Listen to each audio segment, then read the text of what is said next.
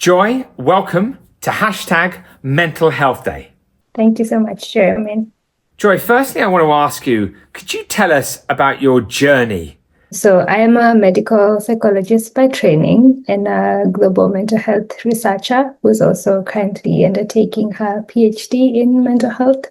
And my journey into mental health came from a deep desire and commitment to strengthening mental health systems and promoting human rights-based approaches in mental health. And in doing so, also championing lived experience voices and ensuring equity and accessibility to mental health care for all. I mean, it's incredible that you want to do that. And thank goodness, because obviously some say we have a mental health pandemic, taking place due to everything that's going on in the world and post-COVID. And we see the effects on the climate, the increase of wars, things going on in our communities that frighten us. I mean, it's a very difficult time for everybody. What ignited this desire for you to have an impact in this area? Firstly, because, mental health affects 1 in every 4. And so when it comes to mental health, it could be a family, it could be a friend.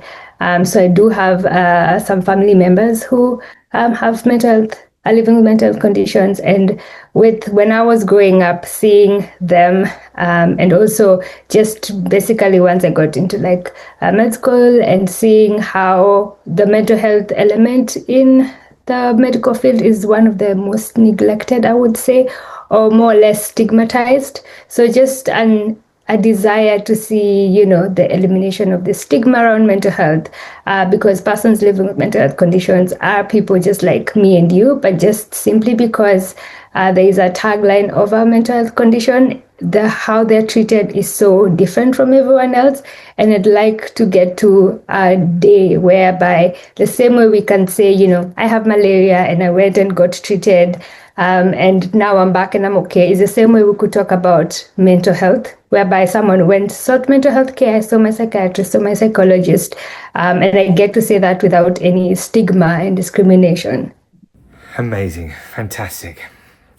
Can I ask you, do you think, as you know, I run a peace organization called Peace One Day, and we produce content around the fundamental pillars of our survival: peace, education, food, mental health. Can I ask you, do you think if we want to live in a peaceful and sustainable world, if we want to have world peace, does that start with inner peace?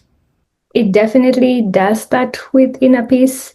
And there's this saying that there is no health without mental health. So general health, overall, starts with mental health.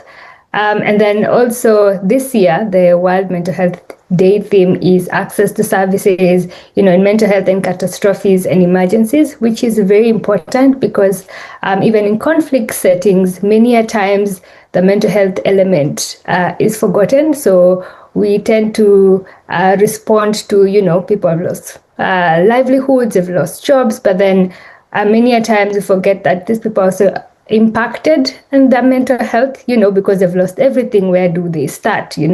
What next? And even in that crisis situation. So I would say, yes, even in the peace work, mental health is linked in every area. And it should be streamlined across, because mental health cuts across everything. Why is Mental Health Day so important? Our Mental Health Day is really important simply because it gives us an opportunity to spotlight mental health. Of course, it should be every day, but then it gives us an opportunity, number one, to spotlight the importance of our mental health, taking care of our mental health. We are all mentally healthy, and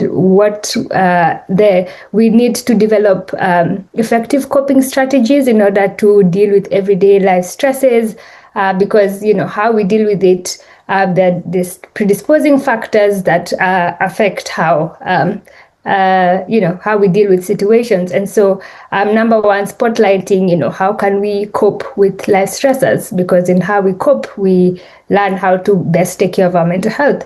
Also spotlighting that, yes, there are all these mental health conditions. How can they be managed? How can we support people who are living with mental health conditions? And then above and beyond that, just how can we be kind to one another, because everyone is going through something, right? And it is in our being kind to one another, because you never know what someone is going through, to be honest. So this gives us an opportunity to showcase also the work that different people are doing around mental health. There's a lot of community mental health projects. There's a lot of innovation and research in mental health, and just to spotlight that, yes, there is everyone is doing amazing things in different areas of life, but then how could what is being done in mental health in your respective areas? Because as I said, mental health cuts across. So in the workplace, what are people doing in mental health? In crisis settings, what can be done around mental health? In families, just in primary health care, just across all areas of life, how can we incorporate mental health? When you sort of, obviously you're dealing with this issue on a daily basis, and obviously making a real difference. Yeah. Can I ask you, what do you think the most important thing is that people just need to understand? Yeah. So mental health conditions are manageable and treatable, and it is a diagnosis like any other. Just that, when it comes to the brain, many people don't understand the brain. And so there is this, oh my gosh, it's mental health, don't know about it, so keep away. But just understanding that getting a mental health diagnosis is not a death sentence, that it could be managed. And why people have gone on to complete amazing things, live successful lives despite having that diagnosis, and the need to invest in mental health. Statistics show that governments spend less than 2% of their budgets on mental health, and that is a worrying statistic. So there is need for more investment in mental health. Mm. And if people wanted to find out more about your work or follow you or find out more, what would they do?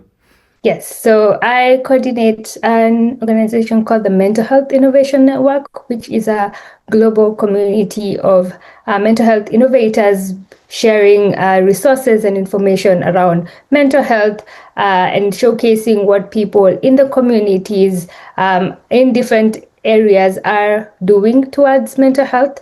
So you could find us at Mental Health Innovation Network, MHIN.net. And you get to learn more about our work, and also get to see what people around the world are doing in mental health. Well, Joy, it's an absolute pleasure to hear you talk and raise awareness of this incredibly important issue. We wish you the very best on your journey, and good luck with everything. Thank you so much, Jeremy, for having me.